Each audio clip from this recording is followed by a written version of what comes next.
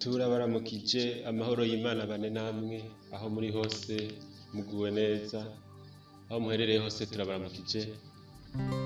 Uyu munsi tukaba twaje kuvugana ku bijyanye no gushingira umuntu intahe. Tutaraja kure cyangwa tutarashika kure, abarundi barayamaze ngo imyenge y'inzu imenywa na nyeneyo. Rero turabashimiye kandi twongera dushimira Imana ko duhaye kano karyo tugira tuvugane kuri ibi bikurikira. By'ukuri mu byo twagerageje kwihweza cyangwa mu byo twagerageje kwigako cyane, twasanze umuntu ashobora gushingira intahe uwundi muntu bitewe n'ukuntu bumvikana, bitewe n'ukuntu bafitanye ubusabane kanaka, bitewe n'ubucuti bafitanye. Iyo umuntu badahuza n'uwundi, kenshi nta n'umunsi n'umwe yigera ashingira intahe uwo muntu nziza kubera ko badahuza. Iyo umuntu hari ikintu batariko barumvikana ko na mugenzi we, uyo muntu nta munsi uzokumva ariko arataka mugenzi we avuga ati uyu yakoze ibi byiza bimeze ukuntu. Ibyo ntuzigere ubibona ku muntu musanzwe mudahuza, ku muntu musanzwe mudafitanye ubusabane. Ariko kandi iyo umuntu mwumvikana, iyo umuntu muhuza, iyo umuntu hariho ikintu kanaka muhurirako kenshi, uwo muntu biragoye ko azokwigera kuvuga ko intahe itari yo ku buzima bwawe, kubera ko hariho ibyo muhurirako, hariho byinshi muhurizako, hariho ukuntu mwumvikana, hariho ukuntu nyene mwiyumvanamo. Donc ibyo bikaca bituma uwo muntu nubwo yoba kumbure hariho ibintu yakoze cyangwa kumbure yoba hariho ibintu byigeze kugenda nabi, ibyo udashobora kubivuga, ariko kandi bitewe n'ubucuti mufitanye bikagutera kwamuvuga uwo muntu neza, kwama uwo muntu umushigikira mu byiwe byose. Uwo muntu ugasanga ni umuntu utigera uvuga nabi bitewe n'ubucuti mufitanye. Bijyanye no gushingiranira intahe rero, twasanze kenshi biba bitewe n'ukuntu umuntu yumvikana n'uwundi. Ntabwo ari question y'uko ngo uko umuntu avuze uwundi niko aba ari, oya, ni question y'uko haba hariho ubucuti kanaka, haba hariho urwango kanaka abo bantu baba bafitanye.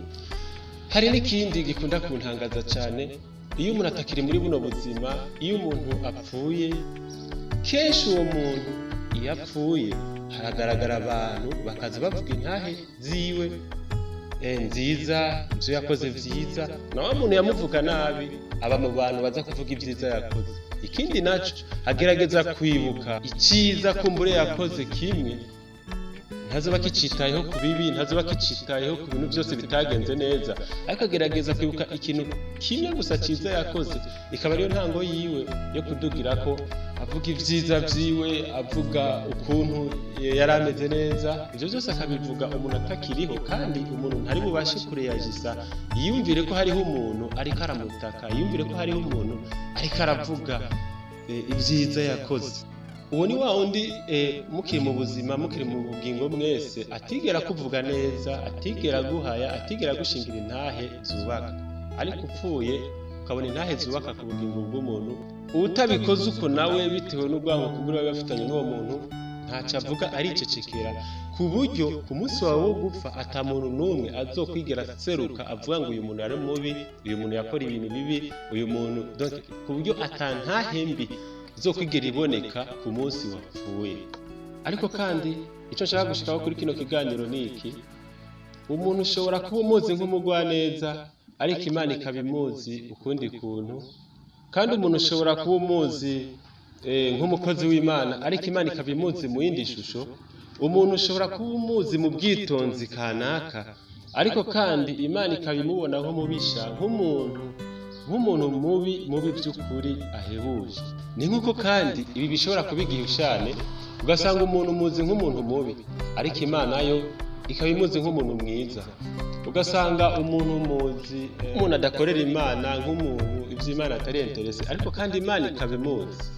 Ugasanga kandi umuntu ushaka kumufata nk'umugizi wa nabi, ukamufata nk'umunyabyaha, ukamufata ukuntu, ariko kandi Imana ikabimubona mu yindi shusho itandukanye niyo wowe umwibazako. Uracibaza ngo nshatse kuvuga iki, uracibaza ngo nshatse gushika kuki, uracibaza ngo ibi ni biki. Ariko kandi hari ijambo ryanditse muri Bible nibutse rivuga ngo muzobamenyera ku byo bama. kese yo kumenya umuntu bitewe n'ivyamwa umubona. Iryo nibanga twahishuriwe nk'abakristo, iryo nibanga twahishuriwe. Ibyo twahishuriwe byuko ngo tuzobamenyera ku byo bama, sivyo bizotuma tubashingira intahe, sivyo bizotuma tuvuga ibigwi bakoze, sivyo bizotuma tubavuga neza canke nabi. Kubera yuko uyu munsi ashobora kuba ameze uku, ejo akaba ameze ukundi. Abantu barahindagurika. Uyu munsi ushobora kuba umubona nk'umunyabyaha, ukabona ivyamwa vyiwe, ivyamwa by'ukuri biranga umuntu w'umunyabyaha, ariko kandi ejo agahinduka akabundi muntu. Ushaka kumubona yuko uyu muntu by'ukuri ameze uku, ariko kandi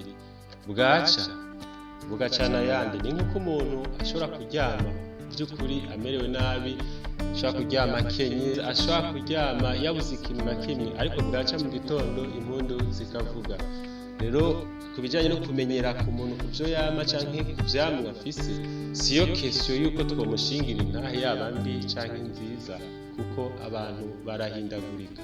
Kubera yuko abantu bahindagurika, ushaka kumbona nk'umunye ntege nke, ariko kandi bwaca nkaba umunyenkomezi. Ushaka kubona umenga ntaco maze, ariko kandi bwaca nkaba umuntu muzima. Umuntu yoshingira uwundi ntahe ni umuntu ubwiwe ku giti ciwe. Umuntu niwe yiyizi, umuntu niwe azi aho bipfira naha, umuntu niwe azi aho bigenda neza naha. Iyo nguwe neza, iyo bimeze neza biba bimeze uku, aho nanirirwa naha, aho bitagenda neza naha. Ayo n'amabanga amenya umuntu ku giti ciwe. Ushaka kumwihendako ukamushingira intahe nziza, ugasanga uwo muntu by'ukuri uko umwibaza, ko wiyumvira ku buzima bwiwe ugasanga siko biri, ariko kandi wamwibesheko. Ibyo bikagutera gushinga intahe y'ikinyoma ku bugingo bw'uwo muntu. Umuntu n'umuntu igihe cyose kandi azokamara umuntu. Reka umuntu yigwaneko, aba ari we wenyene amenya ati aho biriko birapfira naha, aho biriko biragendera neza naha, aho nkwiye gukosora naha, aho nkwiye gukora iki n'iki naha. Ko iyo umuntu muvuze nabi ushaka kumuca intege, ushaka kuba intandaro yuko mu mutima we kumbe yariko arafata decision kanaka. Rero kandi iyo umushingiye intahe itari nziza, ugasanga hariho ikintu mu mutima wiwe wubatse kundi kuntu. Reka umuntu amenye ico akwiye gukora ubwiwe, kuko ikimushingira intahe cya mbere nabivuze niwe ubwiwe, niwe yiyizi, niwe amenya ngo bimeze uku, ubuzima bwanje buhagaze uku. Ntawe ushobora kumenya umuntu atari we bwite yimenye. Ntawe ushobora kumenya jewe w'ukuri azwi na jewe nyene. Rero ntawe ushobora kumenya jewe w'ukuri atari jewe nyene. Mwene data, ntugacire umuntu urubanza, ntukamuca intege, ntukagerageze kumushingira intahe yaba mbi canke nziza, kuko abantu barahinduka.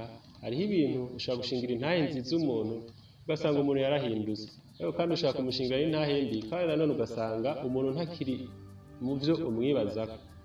Kubijanye no gushingiranira intahe, ni umuntu ubwiwe yiyizi, ni umuntu ubwiwe azi aho bipfira, ni umuntu wenyine ubwiwe azi aho bigenda neza.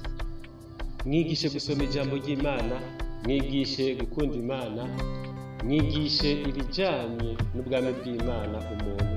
Hako uriko uramucira urubanza canke uvuga intahe ziwe kandi utabuze ngo bimeze gute. Umuntu niwe yiyizi. Niwamwigisha gusoma ijambo ry'Imana, niwamwigisha iby'Imana, niwamwumvisha ku bijyanye n'iby'Imana, kuko mu ijambo ry'Imana hari buri kimwe.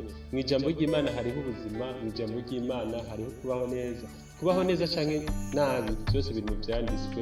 Iyo umwigishije gusoma ijambo ry'Imana, iyo umwigishije kubaho ubuzima bwo gukunda Imana, by'ukuri uwo muntu uba umugiriye ikintu cy'akamaro mu buzima bwiwe, kuko ibyo turondera byose biri mu byanditswe, ibyo dukena byose biri mu byanditswe, ibyo turondera hirya no hino byose biri mu byanditswe. Turakwiye kuba amagabo ku bijyanye no gushingira umuntu intahe, turakwiye kuba amaso.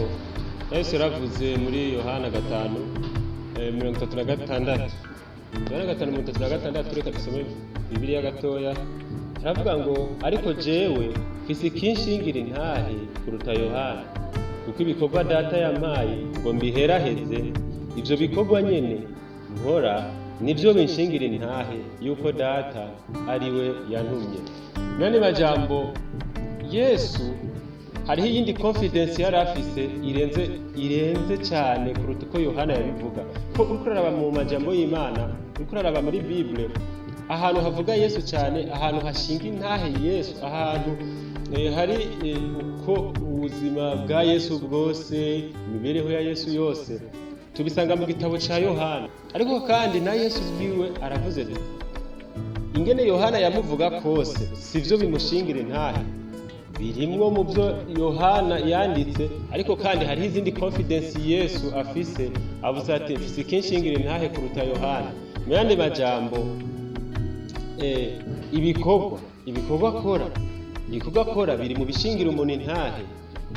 Ibikorwa akora byonyene biramushingira intahe, kandi yuko afite indi confidence mu mutima bavuga ati yuko ndabizi neza ko data ari we yantumye, ndabizi icyo naje gukora ngaha nagitumwe na data. Iyo confidence nubwo yari ayifise mu mutima, niyo mpamvu yabanje aravuga ati sikinshingira intahe kuruta Yohana.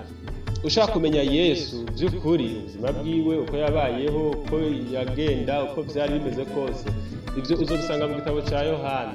Yesu naravuze ati kandi ibyo ntibikwiye kubera ko Yohana yarabivuze n'ibyo, ariko kandi ntibikwiye. Mfise ikindi niringira, mfise izindi confidence ziwanje, mfise ukundi kuntu ndabibona, ikinshingira intahe jewe ndakizi. Yandi majambo, umuntu ariyizi, umuntu arimenya, umuntu aramenya tese ahantu abikoze neza canke nabi, umuntu aramenya mbega birakwiye canke ntibikwiye, umuntu aramenya mbega ni ibinyene canke ndenze, umuntu arimenya bigishingira intahe umuntu bwiwe abakizi. Impamvu Yesu yavuze ati tuzi kinshingira intahe kuruta Yohana. Ibikorwa akora biramushingira intahe, n'Imana iramushingira intahe, kuko yaravuze ati kuko data ariyo yantumye. Afite confidence yuko Imana ariyo yamutumye, arabizi ko ari Imana yamutumye, niyo mpamvu bwiwe yivugiye ati mfise kinshingira intahe kuruta Yohana. Rero mwirinde kuvuga umuntu uko atari, canke nanone kandi mwirinde no kumuvuga uko ari, kuko mushobora gusanga mwanibeshe. Bibiliya ntibesha. Bibiliya ni igitabo cyahumekiwe na mpwemu w'Imana.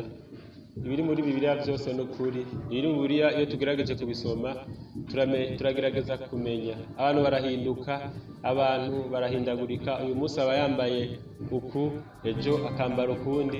Uyu munsi aba afite ishusho imeze uku, ejo akaba afite iyindi shusho. Rero igishingira intahe umuntu ni we ubwiwe, igishingira intahe umuntu ni Imana, igishingira intahe umuntu ni ibikorwa akora. Nta muntu yemerewe kujija umuntu, nta muntu yemerewe gucira imanza umuntu, nta muntu yemerewe kuvuga umuntu ko atari canke kumbure uko ari. Ushobora kumuvuga uko ari wese akari ko ari, ugasanga siko ari. Rero kandi iyo tubonye ibintu birabisha amaso, uvuga ati nimba ari iby'Imana, Imana ishimwe, nimba atari iby'Imana ugaceceka, mu kwirinda guca urubanza canke gushingira intahe umuntu utazi. Murakoze, turabashimiye kudukurikirana kuri The Last Hope. Turabashimiye mwadutije akanya mukakurikirana kino kiganiro. Imana ibahezagire, umwami Yesu abane namwe muri byose kandi mugubwe neza. Murakoze.